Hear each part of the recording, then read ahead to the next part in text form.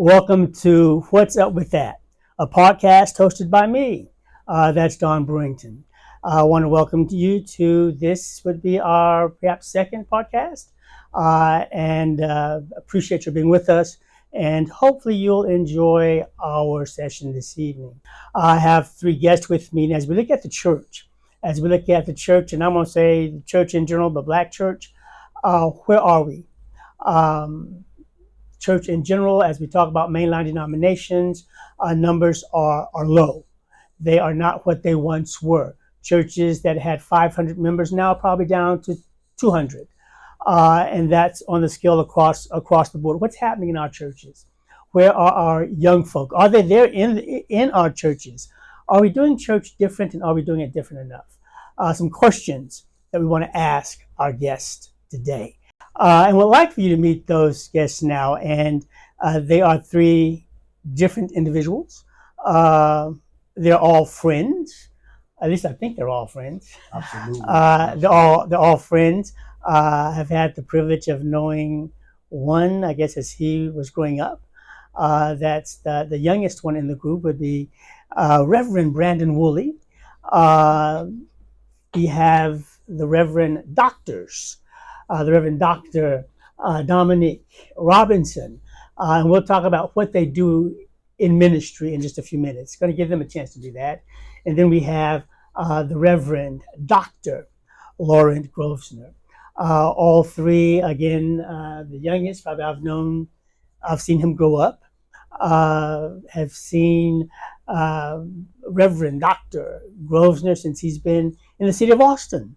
And have had the privilege of engaging him for several years now. 5.5. 5.5. All right. Got some history here, huh? And then we have the Reverend Dr. Dominuque Robinson. Have been familiar with Reverend Dominuque for a minute. Have gotten the privilege of knowing her a bit more over the past year. She's been in Austin now. I think this is her second year in Austin. Three? Wow. Time passes fast when you're having fun, right? Yeah. So now 3 years in Austin. And this year is perhaps the opportunity that I've had to get to know her best. And so, welcome to What's Up With That. How y'all doing? Thank you for having us. Thank you for being here and for the privilege for us today to be able to say, hey, call you guys friends. So that's awesome. I've mentioned your names, but I've not talked about where you work. Each of you are involved in ministry. And Reverend Dominuque, I say ministry, I say it as ministry. I think you would say that too. It's institutional ministry, but you can tell us a bit more about that. But just tell us a little bit about yourself before we start this great conversation that we're going to have. A little bit about yourself, what you do in terms of ministry. Sure. My name is Laurent Grosvenor, pastor of the Alpha Church here in Austin, Texas. I've been the pastor now for 5.5 years. It is not a very traditional Seventh Day Adventist Church. Okay. We are quite progressive as Seventh Day Adventist Church goes, and tremendously enjoying it. From Manchester, England originally. Came over here to go to HBCU in Huntsville, Alabama. All right. And then did seminary and went to Baylor for my MBA. And next week I'll march across the stage with my Doctor of Ministry degree. All right. Congratulations, sir. It's a great journey. I've been in the country now for 15 years. All right. Awesome. I'm going to say while we're on What's Up With That, welcome to the States, man. Welcome to Austin. And I'm sure we already know some of your members. At least one worked with her at HT here, Dr. Gloria Quinlan. Yeah. So everybody loves you, sir. Yeah. All right, glad that you're here. How about it, Dr. Dominuque? My name is Dominuque Aisha Robinson. I'm a Jersey native, and we became acquainted with each other's ministry, institutional at least, when I served as the inaugural Dean of Chapel at Wiley College, where I also met Reverend Brandon Wooley, who was a student then and the president of the campus ministry, as well as the first Mr. Wiley. So I'm telling everyone on the podcast what that means is when I got there, he was running things. Yeah. All and right. we had to adjust that. But we'll talk about that later. He stuck to Or running. had to, Yeah. he still runs things. And he's still the running only things. Mr. Wiley, you know. And Right. so, I'm now here in Austin serving as the John E. Hines Assistant Professor of Preaching at the Seminary of the Southwest, which is right around the corner from HC, the first full-time African-American faculty for the theology side. But for those who are more from the traditional kind of church context, I am an ordained elder in the African Methodist Episcopal Zion Church, grew up Pentecostal, and in some ways quite ecumenical with my ministry serving in various communions, because I believe in the witness and the power of Jesus Christ in all of our churches. But I am biased to the Black church. I need the little Hammond organ, a little washboard, a little hoop and holler. Me too. Some all of that. A little all Okay. of that. Yeah. We'll talk about that in a little bit too here. Well, yes, Dr. 2B. Yes. Dr. 2B. On my way. Wooley. Come on. I am Brandon Wooley, a local Austin native. I am a graduate of Wiley College and Vanderbilt Divinity School, and I'm currently working on my PhD at the University of Texas here in Austin. I serve as the youth pastor at Mount Zion Baptist Church, to which I also serve as the National Youth President for the National Baptist Convention of America. And Rev, you said you've known me, you watched me grow up. Y'all, this man has known me my entire life. And he's also a member of Mount Zion. So I appreciate you for having us, Rev. Glad that you are here, sir. Glad that you all are here. Thank you for introducing yourselves, and hopefully we'll have a little time, oftentimes within African American context. When we talk about a call to ministry, we immediately think pastoring, pulpit, preaching, right? You find yourself in another setting. I heard you say, but I am an ordained elder. Yeah. So I see we all preachers, but also want to look at the diversity, right? Even as youth pastor, and as youth pastor, that's a paid position. That's a job. Yes, sir.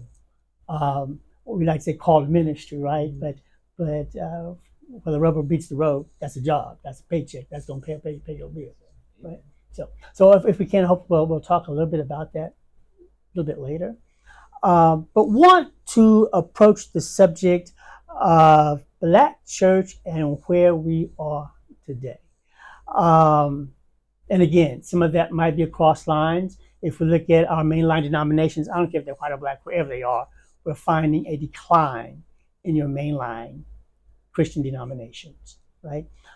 There's a part of me that wants to say in many of our faith communities, we're seeing a downturn, but certainly within the Christian context, denominationally, numbers are falling, right?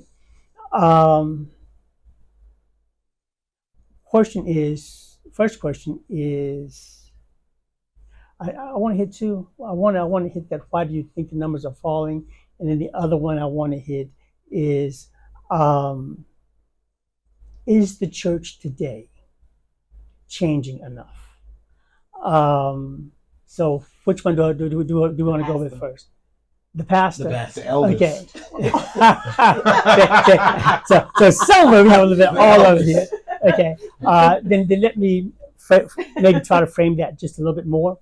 I'm from a different generation, right? I am probably on my way out and discovering what's next. I've seen ministry since I was a kid, and I'm far beyond that now. I think I'm well over 60, right? So I come from that tradition, the hoop, right? I'm from the tradition, and I do note some change, right? Our churches don't shout the same way anymore, right? When I was a kid coming up, you had to pack them out, right? You'd have the big supersized handkerchiefs, all right? Yeah. You throw them over women's legs and carry them out, right? You see more dancing, more movement and being in tune with the music. That's some difference, but while that's some different, has church changed enough? And how has church changed from, say, my generation? And each of you, no one here is over 40. No one, everyone here is might be knocking at the door, right? But not quite there yet. Right. So everyone here today is under 40. So if we look at that under 40 generation, how do you view church today? And we say, how do you view church generally today? And how do you view the black church? When I'm hearing, I'm AME, I'm African Methodist Episcopal. Zion, AMEZ. Let's get that Z there, right? I hear my young brother over here touting the Baptist roots, and not only on the local church level, but within the context of the Baptist church, even on the national level, right? So here indeed, right? Seventh Day Adventist. So we're there in those mainline denominations, in those black churches, right? What's happening? How do you see the church today? Well, I think, firstly, thanks for having me on the show today. I really appreciate you for reaching out. When I was young, I didn't like avocado.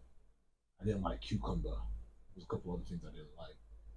I don't know when the shift took place, but now, if you put avocado in my salad, I'll eat it. I'll probably enjoy it. If you put cucumber in my salad, I'll get through it. Somehow the taste buds have changed. I don't know when it was, but my taste buds changed. Okay. What I couldn't stand before, I now enjoy. And I think somewhere along the line of the historicity of the church, the taste buds have changed. It's not an evil thing. It's not a bad thing. It's not a wicked thing. Just people have changed. The pendulum has shifted. In the tradition I grew up in, we would go to church for 9:30, what we call Sabbath school. Divine worship would start at 11. And then we'd have lunch at 1:30. And then there'd be an afternoon program at 4 o'clock. And then the senior choir would rehearse at 6:30 until about 8 o'clock, and then we'd go home. Church was a 10, 11 hour thing. I did not go home. Right? Now, in my church, folk are rushing out the door at 1 o'clock. Right? The tastes have changed. People are not staying around Monday. So I think there have been some significant changes in terms of the time people are willing to give. There are a lot of competing factors now. Again, it doesn't make it a bad thing. It just means there's a lot more vying for our attention. Okay. And finally, I think there's been a change in people's appreciation and appetite for preaching. There was a time where preaching took on one form. Some may argue it was more emotional than intellectual. Preaching has now taken on another form where individuals in my age group may not necessarily want to become and what they may term as be shouted at or hear a whole bunch of hooping. Perhaps something more practical, more of a conversational based approach. Some people prefer to be in a Bible study now as opposed to being in a church service where they can contribute instead of sitting and hearing. And so the taste buds have changed. Okay. So I see some heads nodding. The taste buds have changed. With those changing taste buds, I'm hearing time becomes a factor. And you stayed in church that long, fella? Right. And you much younger than I am. I thought that was with my generation. I thought we didn't raise our kids in church like that. Maybe some of us didn't. But yeah, you did pretty good then. You did pretty good. With the changing of appetites and taste buds and that. Is the church still having an impact? Because with all of this change, we're not seeing the folk there, are we? And that's... Well, I think post-COVID, there has been a lot of changes being made. There's a higher attendance of persons who attend online. Those persons who don't feel yet comfortable coming back to the worship service, the actual worship space, because they enjoy being able to be fed in one environment, via social media, from one church, and then being able to jump to another church that's across the state, and then being fed by another pastor at that ministry. And so along with the taste buds changing, I think there's a lot of persons, particularly in the younger generations, who have this idea or the desire to ask questions. and doctrine is changing, or theological questions are being asked, causing the church to change its counterforce and wrestle with itself. For example, growing up, I wasn't taught to believe in women preachers. It wasn't until I met Dr. Dominuque Robinson. Yes, you back. Yeah, you A kind of bad. Yeah. kind of back. Right. And that I was exposed, for one, to a female woman, black woman preaching. I mean, and likewise, being able to go back to the places in which I've come from to ask the question, then why is it that we don't believe this? What is it that's keeping us from accepting this? And what are we going to do to move forward from it? Does the church have impact? And just as an aside, you mentioned post-COVID. I think church has forever changed since post-COVID. I remember, don't you stay home and watch TV, giving your money to them televangelists, and they don't know God? You can't do that no more, right? Because for a year and a half, we all had to watch service on TV, right? It might be internet, but it was on TV. I put mine on my TV, YouTube on TV, right? So I think that's forever changing. Some folk are just okay with that, and that's how they're going to be fed. In the midst of all of that, and in the midst of some of these changes, COVID change, inquiry, inquiry during that sermonic hour still does not happen, right? If it's teaching form, if it's whatever form it takes, it's still that preaching hour where there's not the room for inquiry. So what's being done different that allows a church, or is something being done different today, to allow for impact?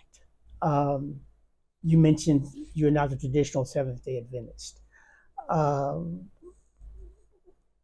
Where does your impact come from in terms of really getting to the people? And then another question off that will be, if I could, what's the age of your congregation? Median age. Well, first question you asked was what is being done differently. And I think Dominuque would be a great person to answer that. And I'm gonna come back and answer what's being done differently. Okay. So I think what both of my colleagues, and isn't it great to put colleagues, what both of my colleagues have shared, I think are pointing to something. I think what you're getting at with the question is like, what has been happening and doing differently? It's the taste buds changing. It's the times people's access and engagement to the teachings of Jesus Christ have changed. And I parallel it to some social media language, obviously, with Homiletic being one of my work. We watched how we went from an emoji to a memoji and an animoji. So you watch this flat photo of what some of us would call Pac-Man, but a flat photo of an emoji face that has developed over time through technology to now people create an animoji and a memoji where it looks like them. That's how people want to encounter the gospel. They want to know how it matters to them personally. So it puts a demand on the preachers, the pastors, the educators at institutions to engage the word enough to be able to give it to people so they know that they're connected to it personally. And so I think that happens across any denomination, any race, any ethnicity, no matter where we find ourselves globally. When it comes down to the connection of this next generation, they are asking the questions of this Black church that was birthed out of resistance. How are you dealing with still the matters of oppression and acting like it's not occurring, like patriarchy, like sexism, like homophobia, like ageism, like ableism? This is a generation that has no problem asking the questions, where generations like some of us were raised, you don't ask the questions. It's just because I said so. And so I think this is probably what occurred with Reverend Wooley when he encountered me as the Dean of Chapel. I was already shaped in it's okay to ask questions. So as his Dean of Chapel, who I felt like as a pastor, it was me inviting him to ask the questions and him knowing it was okay to ask the questions. And if I didn't know it, I was okay with us looking at it together and me pulling in pastors and persons who can also help me with this conversation. And I say that for those who are listening to also hear me say, even if you are the person not being included, you can't be offended when it's time to engage it. So when I met Reverend Wooley, I couldn't be offended by what he was taught or formed. If I wanted to be in relationship with him, I had to give him space to process that and invite him to know who God was in me. I couldn't put a wall up just because that's not how he was shaped or formed. Same way with other people. There are some people who believe particular things, but if we're supposed to be the body of Christ, I got to create space and grace for us to be able to coexist, even if we disagree with something. And I don't know if the older generation is secure enough to allow that, because we went through so much of a season of not asking questions or not being allowed to ask questions that they're uncomfortable with saying, I don't know. So then they don't give space for the younger generation to ask questions and see it as disrespect or dismissive of the tradition. And so I think it's a requirement of grace, and security, and knowing that you got to study your word and be okay with communal interpretation for there to be a community of hospitality and love. Okay, so Try to piggyback on that a little bit because this is very good. go ahead. I think one of the challenges that we're seeing is the fruit of my generation not being good children, sons and daughters, and your generation not always being good mothers and fathers. And I think there are fine tuning for all of us. For us, perhaps a fine tuning in deference and respect, and respecting those that have borne the heat of the day. And then perhaps for your generation, a level of understanding that we process things differently, where other individuals may be more reserved, we may be more forward and asking certain questions. I kind of grew up in that generation, that spatial generation, where you just didn't really ask many questions. You respected whatever someone said. No, it's it. That was it when the school. Because I said it. Oh, absolutely. And I'm the preacher. When the teacher walked in, we can stand up. That's school I went to. Okay. And so, I think there was great value in what Reverend said. And I'm sorry, we're just going in that there. I think some of the shifting happened with what does sibling relationships look like. So one of the organizations that brought Pastor and I together was called the Academy of Preachers, and they were an intentional ecumenical organization for young preachers, in essence, to practice and play. So because we don't get enough, we can't practice in the Black church. You get in that pulpit, you do not play, you do not practice, and that word better be together.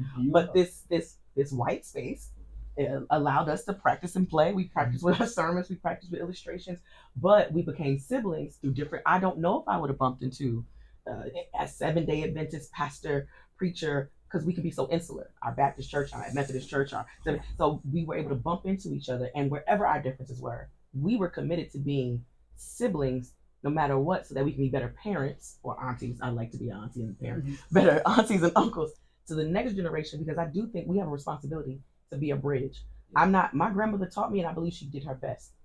Maybe everything wasn't right, but it is not my task to turn around and tell her what was and was not wrong, but to receive what was good and right and try to share it. But then a place where if Brandon has a question, find the words that offer that question. Does it? So I feel like I have a responsibility to help with the generations and with siblings. As a female in a predominantly male landscape called ministry, there is a type of way one has to carry herself and manage responsibilities to persons, but honoring God in that, so that we can remain in community. So it's both a protective mode as a sibling, but then it's also a trusting mode that you'll create space for me where there always wasn't space for me. Okay. So in creating that space, and I'm hearing it on personal levels, right?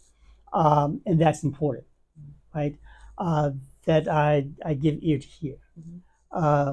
I say perhaps my blessing has been engaging in collegiate ministry for so long. I think someone said, "Rev, you're finally growing up," right? Somewhere in there, you learn to make that space, right? Because you're with, right? And I'm hearing the good stuff of looking out for each other. I love the connecting with others who are not like me, i.e., I ain't got to just be Baptist or AME, or I would like to transcend that, right? And talk about interfaith kinds of conversations. Not the place here, but so some wonderful stuff. But when we talk about church, when we talk about pastor, okay, and I'm going to even say youth pastor, right? What does it look like? What does it look like today in a church? And it's changed, but it in some ways hasn't changed, right? Black church has always lost its youth, typically around high school age. They go, and some of them today probably when I was coming up was high school. Now it's junior high. It might even be a few of them when they get to the fifth, sixth grade, right? Parents aren't sending them. Many aren't bringing them. They aren't there. What does all that look like? And it's wonderful when we look at collegial relationships and understanding that you're in an institutional setting now, but you also university chaplain, right? I was an executive pastor of a mega church in Atlanta. Right. Mm-hmm. What does that look like in the church? What does that look like when? And it's really not long ago. Talking to a young person, and I was talking about the youth pastor, and the sense was that even that youth pastor did not hear their voice. They ask us, but it don't matter, right? What does it look like in a church that's really seeking to do all that you said, right? Help folk understand, because I'm also convinced that we've always had questions. We just were not allowed to ask, right? What does it look like? How do you get those questions answered in the church? And how do you? We are in an interesting time in this world, right? In the workforce, young folk want old folks to sit down. Old folks say, "I ain't going nowhere," right? You have boomers, you have Gen Xers, you have millennials, and you have Zs, all in the workforce at the same time, right? How do you be that church that has that opening ear, that's seeking to answer those questions, and that's going to allow for all those generations to be in that space called church and to be healthy in that space? And another word that I might want, and be that church that has impact. Yeah, you asked a lot of questions. I do. Maybe I need to bug now. Maybe I do one at a time. I don't know how to do that. Right? No, but I think there's a couple of things. In our congregations, I'll only talk from my congregation. I have someone that built a $4 million home from the ground up, and I have someone that is struggling to pay their mortgage this month. I have someone that is a Rhodes Scholar and someone that has failed the NCLEX 3 times. I have a rectal surgeon, and I have someone who is unemployed. I have one of the highest Black individuals at Dell, and a person who is failing high school. And so all of these ages, socioeconomic statuses, educational attainments all converge every Saturday morning in one place. The challenge for me every week is, how do I hear what's going on? How am I sensitive to what individuals are going through? And how can I share in 30 to 40 minutes a word from the Gospels, from the Bible, something that meets them theologically, practically, and spiritually, so that they can leave saying, I got fed today. And I think that there has to be a level of sensitivity. You're not going to hit a home run every week. But the level of faithfulness that is needed, I think, requires sensitivity. And being a pastor, and in my context, being a pastor, not being a guest preacher at home, being able to be touched, answering my phone, returning texts. I think that those are some of the elements I would. You sound like old school, man. Okay. And as I say that, I said tongue in cheek, right? Because my mind said, but what's different, right? There's a part of me that says for every generation, I passed, right? There was a consideration for that oldest person in the church all the way down to that youngest person in the church, right? It was a consideration when the musician put the Holy Spirit underneath you. And you had to figure out, how am I going to talk to all of these people so that I can gain some allies, so that we can get the Spirit at least in the pew, right? Get him out from the pew. So, I mean, that consideration, that concern for all, that diversity in Black church probably has it's probably many black churches, right? Is it that different then, or is there something basic that runs through our sense of spirituality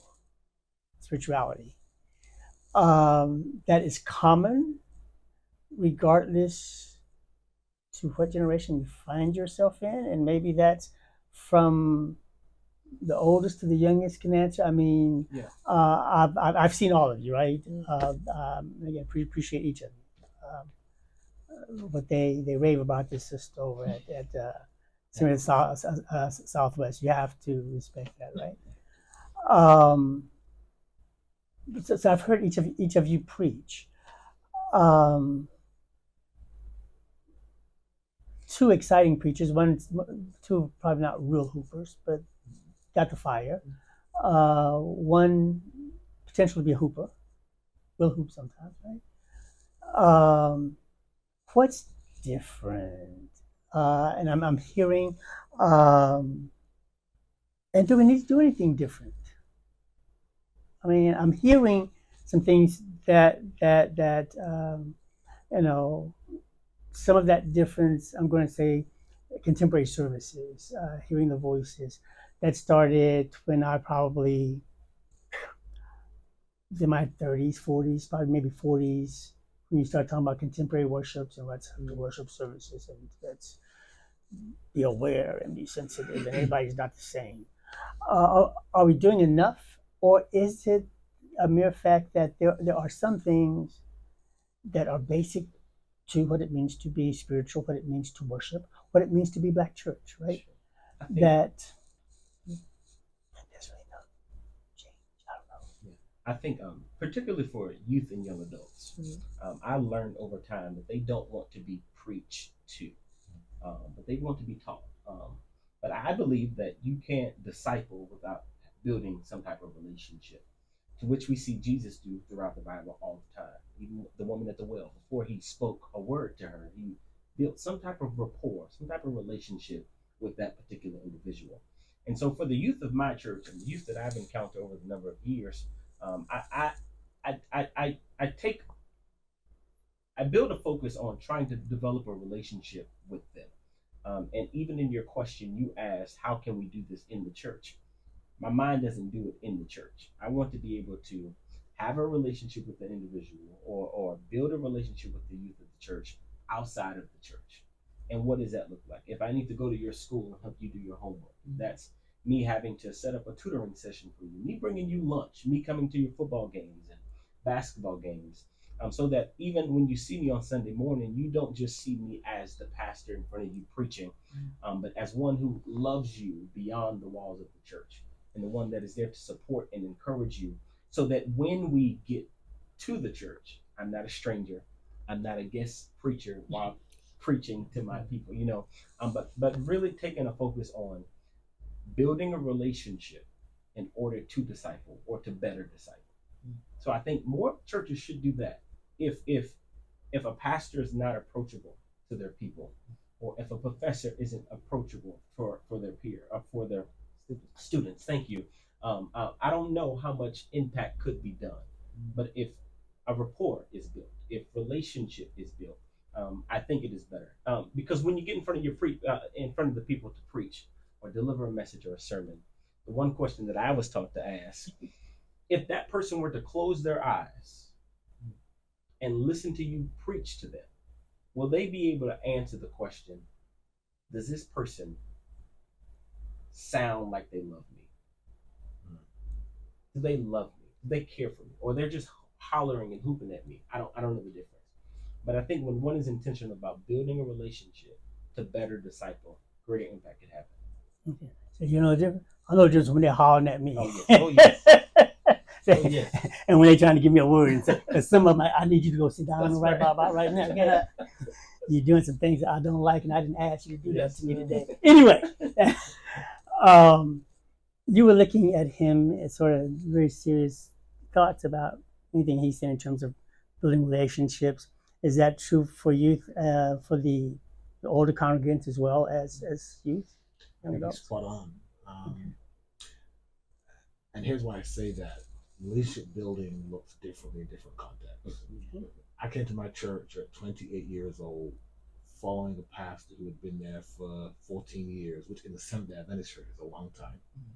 He had a lot of relationships. I did a very good job. I came in there as the youngest pastor ever. And one of the things that helped me was understanding that I came from Selma, Alabama, completely different context of pastoring. I came into a place where there were successful people who had children my age. Mm-hmm.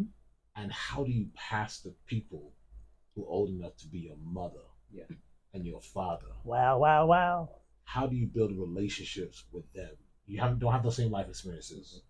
They got more money than you because they've been around a lot longer, right?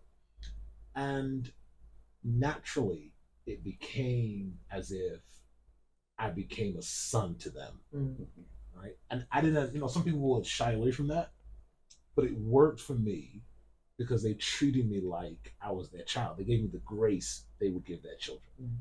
They gave me the resources they would give their children. They gave me the love and attention and affection they would give their children. Yeah. That was how I had to build relationships with these individuals. And understanding that, yes, while I'm your pastor, there are some things in life you can teach me. Yeah. Okay. So relationship in leading that generation of individuals was very two-way for me. Okay. So the relational matters. And it's also an openness. Is that what I'm hearing? An openness to say, okay, it's okay for you to teach me something today. Absolutely. Yeah. Absolutely. I want to hit that because as I hear that, and you've done collegiate ministry, how important would that relational piece be in terms of engaging in a collegial, in a college campus kind of? The college students can be much ruder than the congregants in your church. They can walk out on you while you're preaching. Not that the congregants can't, but they feel a different type of autonomy and power since they believe their tuition pays your salary in different ways. No, but what I will say is the unchurched decorum is the standard in many of our kind of college campuses because we aren't dealing with quote unquote the same formed, shaped rhetoric people, right? You're not dealing with everybody that you met. You knew they were a member of that church when you got there. So we get to these college campuses. It's a new class every year. People rotate between the different classes. So you literally almost have a new congregation. And all from different backgrounds. All from different backgrounds. Some church, not church. Some Christian, not Christian. All that. And so the relationship certainly did matter because when there were times that I maybe sounded too Protestant for my students who might have been Catholic or Muslim, they needed to know that my rhetoric was still love, even if I wasn't speaking of the same deity that they were speaking of. And I had to gain enough of a relationship with my Protestant Christian students, various denominations, for them to learn to respect when I needed to speak in a way that might not have been Protestant and Christian, but still a rhetoric and language of love. We had sermons in other languages, literally Spanish, so that we would create a different community. Now, I will say I do believe, and I might be biased here, I do believe collegiate, institutional, higher education spaces give a little bit more leeway to push some envelopes that you can't do at the same time at a college, at a church. Where you can kind of rely on the system, the process. This is the culture of the institution, whether or not the institution is denominationally based. All that plays a role in how much you, quote unquote, can get away with and not get away with. And so relationships certainly did matter. I believe, I can't remember which theologian scholar said this, but your best sermon is the one you don't preach, the one you live. And I think that it was the times that I was not in that pulpit and not even in that chapel that I really became some of the students' pastor enough to trust me, even when they didn't know, even when they didn't believe that I could be a person that they could trust as a pastor. And I think it was those moments in car rides and hospital visits, relationship building, moments that there were people they admired and wanted to meet that I said, fine, I'll make sure you meet them. I want you to know I care enough for you to know that. Moments when I thought they were considering schools that they should have been considering to try to mature, because I thought they were better than the options that they had been given. So I think the relationships certainly mattered, so that when there were moments I had to preach words, that were hard pills to swallow, they could respect it and receive it later, even if they didn't like the Robitussin that day. And I think relationships certainly matter to be able to do that. Okay. I agree. Just being in this space for a number of years, having pastored. Tell the people how long you've been at Houston Tillotson, man of God. How long been the viewers want to know. Huh? That we can tell them another day. Well, we can tell them another day. Okay. But no, it's been 32 years. 32. There's a part of me, and when we talk about the change, and I do believe that there's more change. Something has to happen. The voices of our young folk. It's one thing to say, I hear you, but if nothing ever changes, the question is, did you really hear me? Right. And that's one thing I've learned here, right? Generations do change, right? Technology changes. People, for the greater part, are the same. I believe in Maslow's hierarchy of needs, but its word says Jesus is love, God is love, that the element of love can overcome any other barrier that you have. If you genuinely and authentically you can extend agape, right? For me around here, it's been, if a student knows that you care about them, or everybody else is doing, I'm not, everybody else is cool. That's not who I'm concerned about today. I'm concerned about you. That can make all the difference. And maybe it makes a difference in how we grow our church.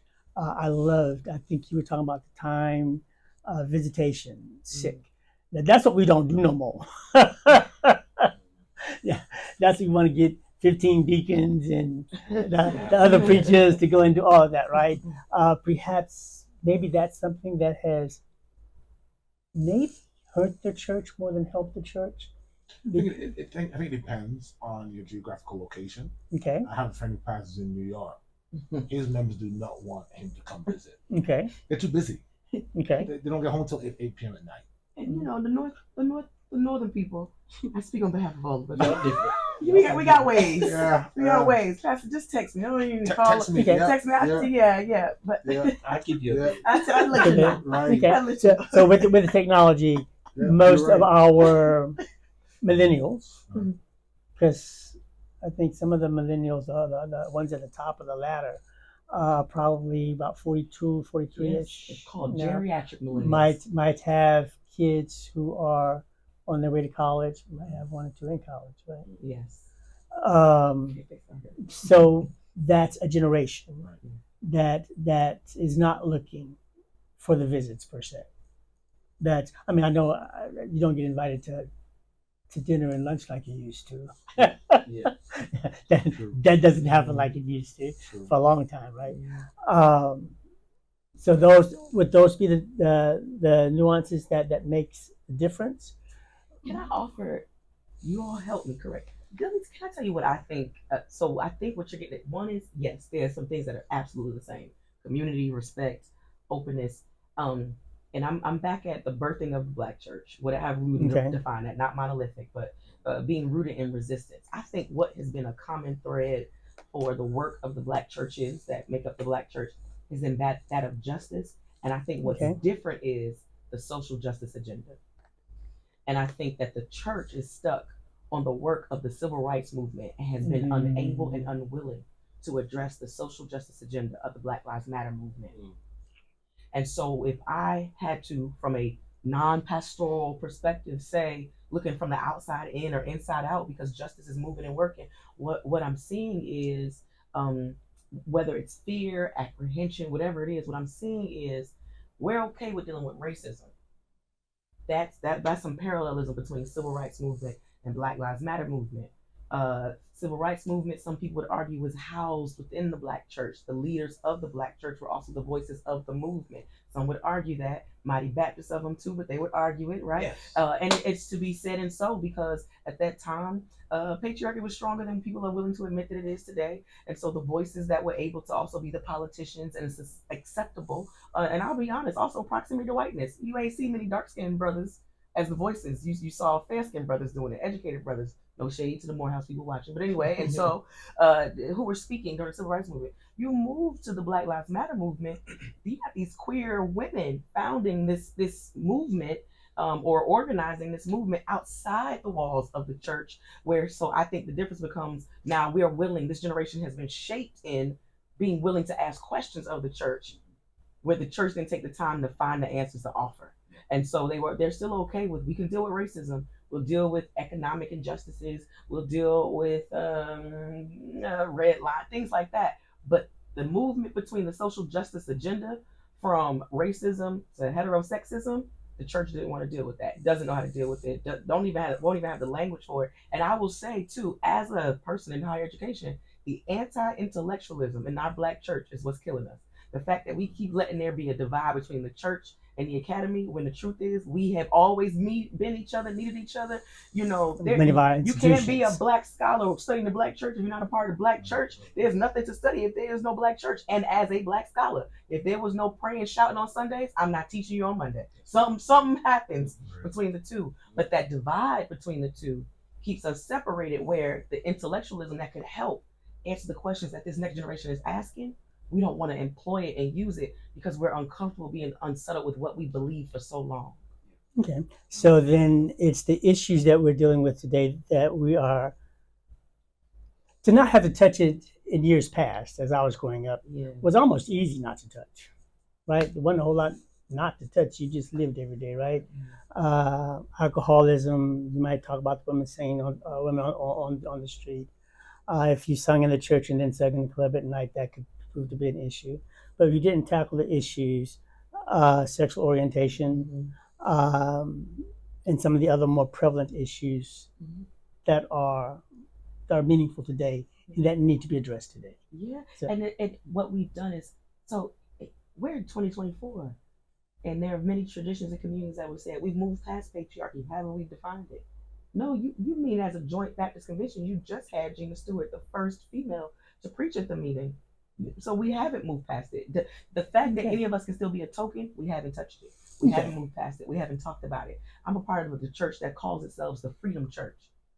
We call it, the Black Methodist Church calls itself the Freedom Church. But when you look across the landscape of leadership, the majority is still men, and we've only elected at the A&E Zion Church, only ever elected one female bishop in all the years this existed. Wow. So it's the fact that we still, even though we say we'll address it, some of us will preach it. It's not in our polity. It's not in our practice. And we are lying about it not being a part of our culture. Okay, so maybe the real crux is dealing with some of the real issues. Is that it? That maybe we've been dealing with some of the service issues, and then if we become really authentic in those areas, if we exercise the love of God, not just in the pulpit, but in our lives, we live what we preach and talk about, right? And then if we believe in it, that we really address the issues that today we shy away from, that we don't address, or that we still, some aspects that we condemn, rather than addressing that we're ready to condemn. It's always gender and sexuality. There's still a stigma around mental health in our Black churches. Yeah. Just when we lived through a pandemic, and we all can agree things just aren't the same. Mental health became the number one healthcare crisis across ethnicities. Yes. And we as the Black church still stigmatize mental health concerns, still stigmatize anyone who's different. Yeah. We still use church language to talk about depression, anxiety, or just got the blues, or you just sad. When quite honestly, the number one depressed individual in the Black community is the Black preacher. Exactly, and we're seeing that more, right? Hopefully, we will do a couple of podcasts surrounding that, right? Because it's a serious issue for clergy, and even issues with our young folk. Some of those same issues. Bullying, being bullied, for a variety of reasons, right? And I think Dr. Robinson was right. It's this generation that is not afraid to ask those questions and bring these types of topics to the table to discuss it. And it is up to the Black church, honestly, to be able to articulate their answer. But not just through language. Also show us through your behavior, through your ontological truth, through your epistemological privilege. Come on, Vanderbilt. It's up to the Black church to be able to communicate that to the people who are asking these questions. Okay. But if we don't, then we have tension. And make space. Place and Right. space. And make the space. And the space ought to be in church. We pray so. Yeah. right. It ought to be. It should have been the safest space for us to That's bring all of the Okay. The Oh, church thank was you, we sir. the hospital, spiritual hospital. Should we? Okay. That's But the sick can come. But it can come. Find And if we could, and if we could understand that, right? Trouble can lead to Watch your trouble. tone, Yeah. Reverend. Watch your tone. And the great thing is that for the unchurched, right? If they would understand that we're not asking you to come to a place that's better than you. What we're doing is we're asking to come to a place where folk are just like you. Now, some of them might act a little haughty, Yeah. Oh yeah. and you've got the church bullies in the house. Talk now. But- You have to watch your tone now. But the fact that they are there, Yeah. right, Yes. is indicative of they're there because they need help too. Yes. That's right. And if we all understand that hospital, that just because I'm doing good today and my medication's kicked in and I'm all right, does not mean that I don't need to stay there. Yeah. Not because I'm all that, but because I want to stay healthy. Yeah. That's right. And it's that place for that health. Can we take a few moments? Thank you. So much more to cover. I want to just for a moment talk about what you do. You are, and again, I think what I've stated was that when we talk about, especially within the African American context, I got a call. The first place we want to run is the pulpit. I am convinced that not everybody who was called to be in the pulpit, Amen. because some of them need to climb down and sit down, right? Just me. Yeah. And I love the call, but every now and then I've had to help folk understand it's my call, but it's also my bread and butter, right? It's why I put clothes on my back as if I need to help my mom. It's those resources. So it's that call, but it's also that vocation, right? Can you talk about your vocation? What you do, how you do it, and maybe why you chose? Maybe from youth pastor you might be moving towards pastor. I don't know. And we have an academician. So just share a little bit about what you do. And how you see your call with where you are, and understanding that a call is not always a permanent call, right? We get a call for seasons in our lives, and that can change. But for where you are right now, what has you called to that place, and what is it that you do?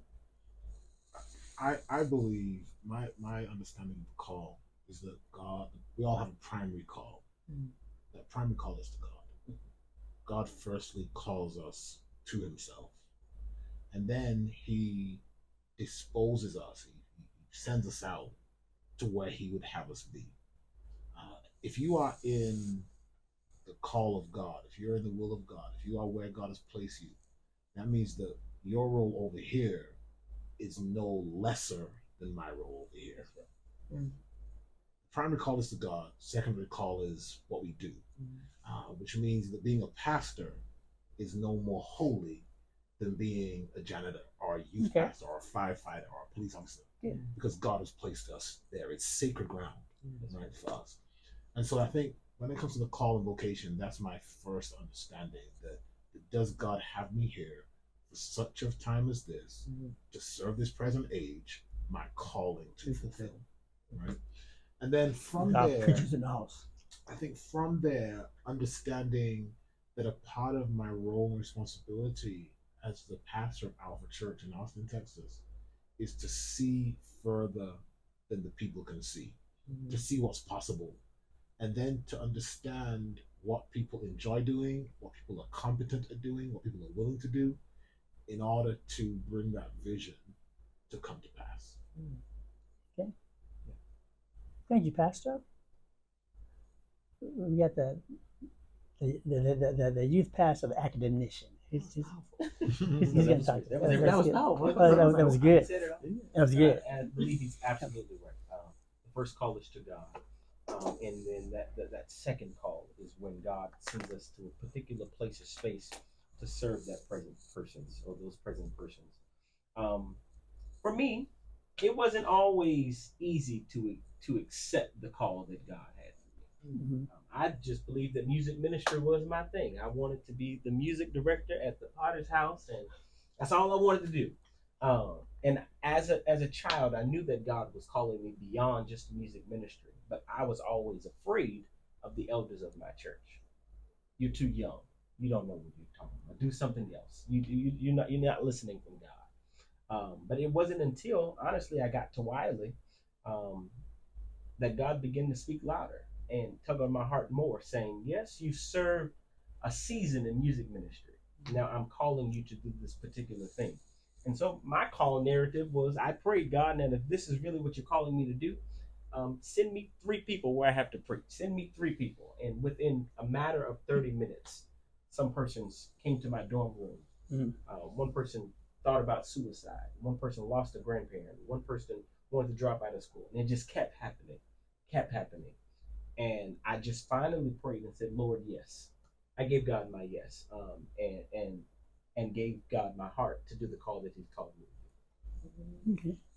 So did you see yourself in youth ministry always, or do you see yourself moving towards pastoring? I'm not sure what your PhD is in. Is it another field? So yes, my PhD is in educational leadership and policy at the University of Texas. But if I'm honest, I did not want to be a youth pastor. I wrestled with God about that because I'm an old man in a young man's body. Wow. As relatable to youth. But it took when I transitioned from Nashville back to Austin, God really spoke to me and said, if you care for the next generation, I will show you the next church. And I care for the church so much that this generation can't be left behind, because that's what's been happening for so many years. They've always been forgotten about, always didn't have that place and space to ask questions, to grow and be able to communicate with one another and have relationship with one another.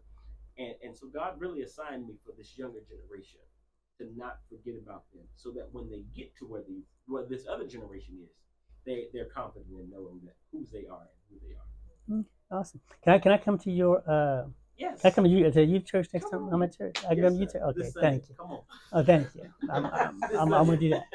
I'm gonna do that. Special guest. Not a special guest. no, not a special guest. Come on now. Okay. I'll take that. Doc, you wanna share? I started preaching at the age of 13 in my good old holiness church, and it seemed like everybody had a gift, so we had no choice but to stir up the gifts. But I sang in the choir. I was an usher. I was a praise dancer. I played the drums. And what I have come to my conclusion today is preaching is a gift of mine. My calling is teaching. Okay. But because the Black church emphasizes preaching so much, it is what some people see as the obvious gift all the time. But I'm grateful that people are. It's funny. I feel like of my generation, I'm being called the professor preacher, which is great, because then I'm okay. That means I can come and teach and maybe mess with your theology a little bit because you expect it, because I'm coming to do that. My overall, and this is not, I can't even say it's the call, but I will say my overall goal in life is to become a president of the institution. And so having my undergraduate degree, 2 masters, my doctorate in ministry already, the reason I'm currently in a PhD program is because I know we live in a society that discounts Black people. And so I'm coming in as an overqualified Black woman who can take the task and the job.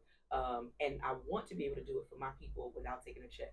So part of what I'm doing now is being real clear about serving where I can be paid, like, quote unquote, I'm worth. So that when I get to a particular, I like to retire early, whatever that means for somebody knocking at 40, which means in the next decade, to be honest, so that I can serve my community and my people and not have to take anything to be able to do it. So there's some, with the help of my pastor friend here, who is not just a pastor, but also a finance guru and world traveler. You got to be that the risk of being able to grow is being able to be vulnerable and transparent enough to ask for help. We function with a lot of pride and shame around what we don't know, finances, all that stuff.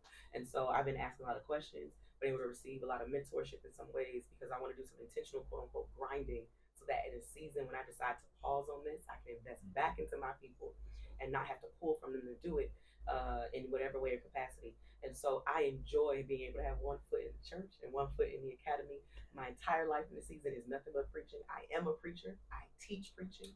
I am in a PhD program for African American preaching and sacred rhetoric, and I am a grant manager for a $1.25 million grant to the AME Zion Church to teach every AME Zion preacher preaching for the next 5 years. And so I feel like I'm at a season where everything makes sense, and it is very much about preaching, but not in the performative way that we've been taught. It is for the skill set, the methodology, the work that helps people, maybe if I develop a relationship, to hear relationship in my sermon and are willing to come talk to me outside the pulpit. Okay. That's awesome. Thank you. And to be able to give back to community. That's one of my challenges, I guess, as I look at Methodist Church. I see myself as being ecumenical. Right? We are United Methodist. I am Baptist. I pastor Methodist Church. We are UCC. Lutherans. I have one Lutheran friend that's been very gracious and kind to the ministry here. But out of that, to be able to speak wherever you are, but commend you, and so many who want to go to white churches, love white churches. Does that sound racist in some way? I love black people, right? I love black people. But somewhere to give back to our own community, somewhere to care about us enough, to love us enough, to want to give back to us. I think it's commendable. Appreciate you, sir. I liked the call.